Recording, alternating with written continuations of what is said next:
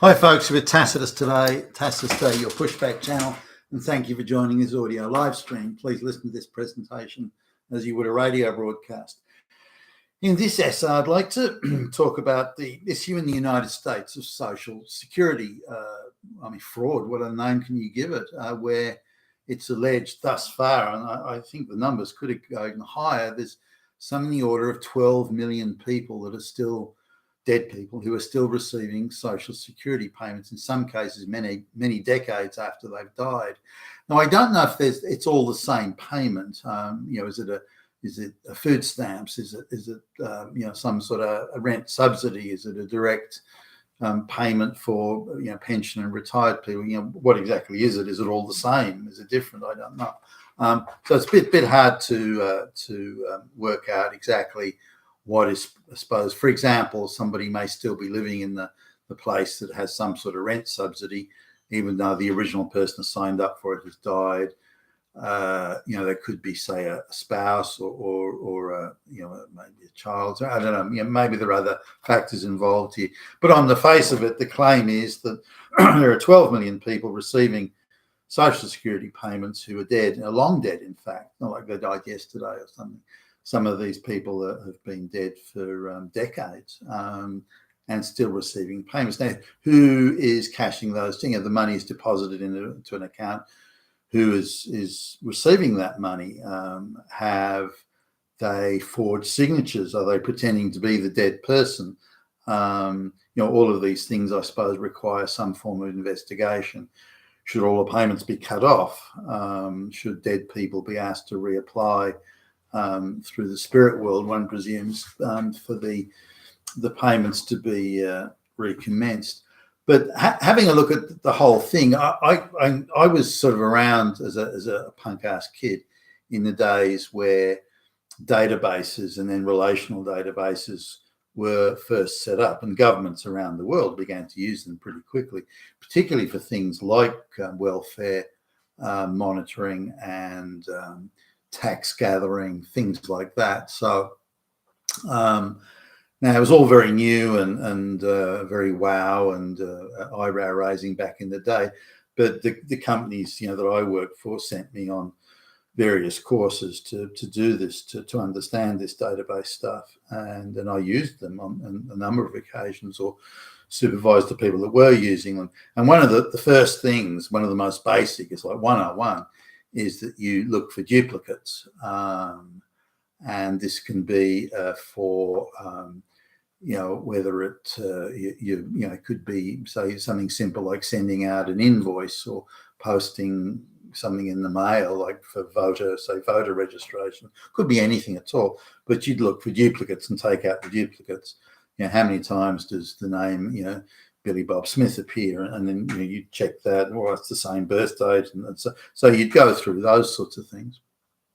Not that there can't be somebody called Billy Bob Smith who has the same birth date as someone else, but are they claiming the same social security number or same tax number or same whatever, and through that you're one of the first things you do is called cleaning up the database, and you take out the duplicates.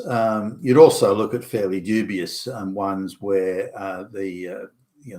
it's impossible that somebody who's going to run in the marathon was born 500 years ago. Their likelihood is that they're dead. So you do all sorts of cleaning up and matching. Now, when relational databases came out, which were sort of really just names for sophisticated databases, you could relate various data fields, and you could work out, well, hold on a minute, this person is supposed to be employed over here in Washington State, but they're also at the same time working in Florida, and they use and then so you can pick up where there's clearly fraudulent activity going on. An obvious field to check is someone over the age of 100 years old still collecting their benefits, or their social security payments. So there were very sophisticated data matching tool, and then so you have a red flag list would come up, and either a letter would go out to the person or a phone call will be made saying, look, we've got you listed here as being 110 years old. Gee, are you still alive? You should be dead. And so there'd be a follow up. Now the red flag list could either be done by follow up, or in some cases a letter would be sent out, and they would then be asked to contact an officer in the department, or come in for an interview or whatever. Now in Australia, these things are pretty serious. I've got like there's a national health scheme in Australia, and I went in to see the doctor about something. This is years ago now, and so I get there, and this particular doctor, which is nearest one to where I was at the time, demanded that you produce photo ID. But I'd been driven there. I hadn't brought my ID documents with me. I didn't think I needed them. I had the medical care card, the plastic card, and I thought that was all that was needed. Typically, it's all that's needed. But they had a lot of fraud with Asian people and so on, so they wanted to appear, well, we're not being racist. We demand everyone. So I did. So next thing you know, I get you have to come in for an interview. So I turned up, and they kept me waiting like over an hour, well over an hour, and finally a person comes along. They apologise profusely and say, look, we've got so much fraud going on with recent migrants and all this sort of thing, that we're getting people to come in for interviews because their cards have been stolen or misused, or their ID's been stolen, this sort of thing. So we just want to verify it's you, Billy Bob, and I've done that. Thanks very much. Thanks for coming in. Sorry about the inconvenience. So the follow-up though was immediate, an instant. They were all climbing all over it, and the onus was on me. And if you don't turn up within 30 days, they cut off your whole medical care thing, and you've got to reapply and go through the whole process, which is a bit of a drama.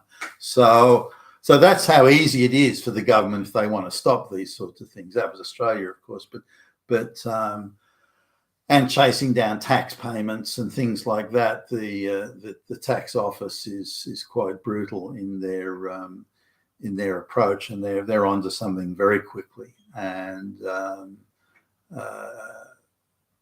so it can be done, and the tools are there to do it, the database and the software and the matching all the various information categories.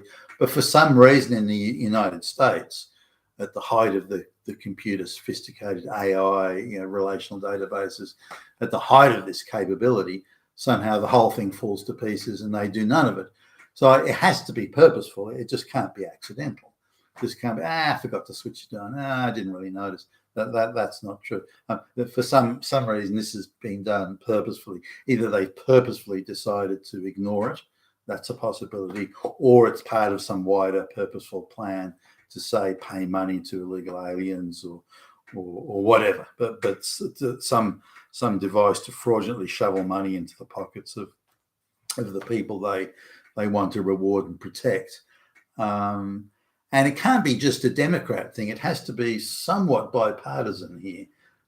It's inconceivable that there could be 12 plus million people, dead people, receiving social security payments. That's just, again, impossible. There is no way that even the most basic software programs that I remember from 30 years ago, more than 30 years ago, there's no way those basic programs wouldn't be providing red flag reports on hey, this person's 150 years old, they can't be alive and still getting social security payments. So we've got to assume, I think it's reasonable to assume that the whole thing is done purposefully, willfully, and now we need to find, well, what is the reason?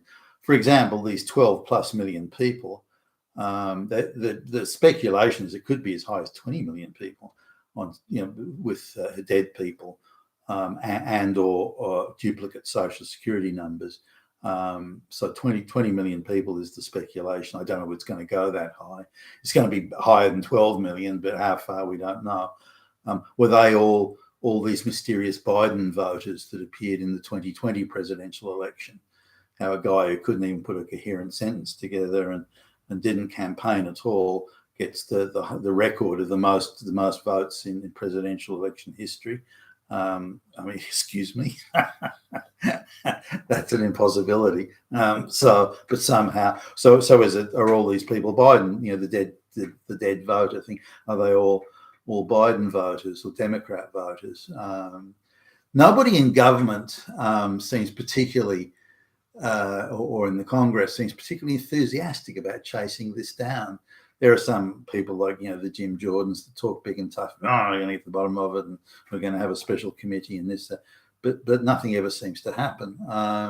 So I don't know if any of them really want to go after this. Is it something I'd rather leave alone? Is it because of the embarrassment?